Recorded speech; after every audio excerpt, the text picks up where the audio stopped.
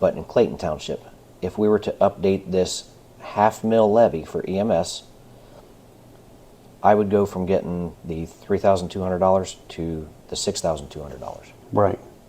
per year Right. for just that levy. So now down at the bottom you can see. I mean, it looks like a big jump because you're almost doubling your money, but Correct. at the same time, you're talking over a span of 40 years. This thing ain't been updated, right? Well, am I reading that right? Because 1984. These are 1984, 1994, 1976 taxes. Yes. Okay, so that would help That's explain why we have such a financial right. Because you're operating all based off 1984 money when it comes to Clayton Township specifically. correct. Right. Okay. Right. So Right. your next question was, what does that pay for? They've got it separated out. This is all statistics that I've come up with, and Rocky can post this on the internet as well. Let me get a photo up so I can put it on the video. Okay. So a lot of the things that we pay for, we have to pay for some of our EMS supplies that the hospital doesn't replace. Okay. Did you want to review that? Okay. Okay. So let me start with the wage portion of it, because that's our biggest cost. Okay. Our EMS wages currently at today's pay scale, it takes me $201,000 to put 2 people in that truck as basic EMTs, Okay. 365 days a year, 24 hours. Okay. Now I also tell you that they are $5 an hour less than anybody else around. Yeah. So I know there's a lot of talk out there about us not having a crew all the time. If we're paying $11.50 an hour, and they're paying $13.50 an hour at Burger King, Right. and they're paying $16.50 an hour at New Lex, where would you work? Yeah. Well, not here. Yeah. So I will say that the people that are here right now are here because they want to be here. They want to be here for this community. Right. And it's the same with myself. I commend them and I thank them for putting in the time that they do.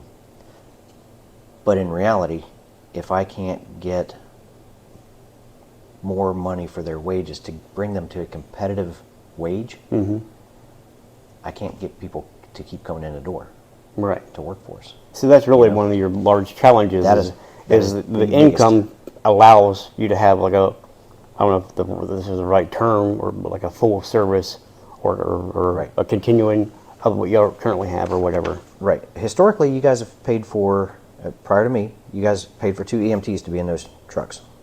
Okay. They're not firefighters. Right. They're EMTs.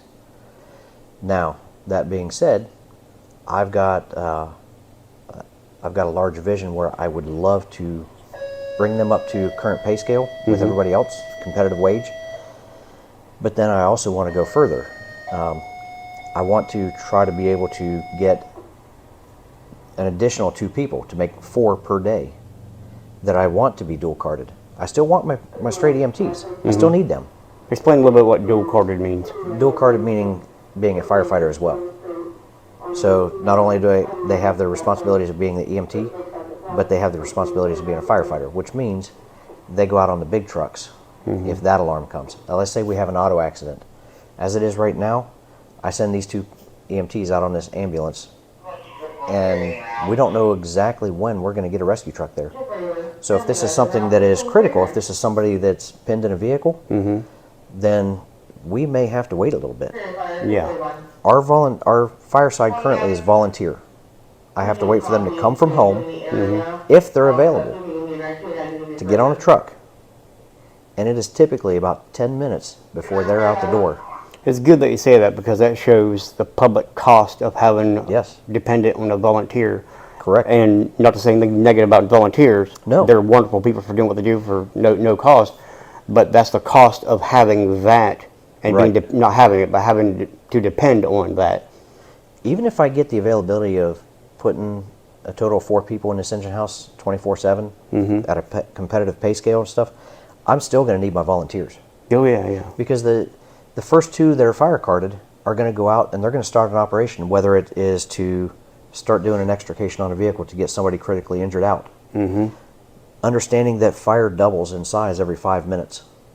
Your kitchen is on fire. Right now when you're calling, it's probably not all that huge. Your stove is on fire, you're starting to get into the cabinet above it, and things like that. But if it takes me 10 minutes to get them out the door and another 5 minutes down the road to your house, Yeah. that fire has now spread into the living room Right. and further areas of the house.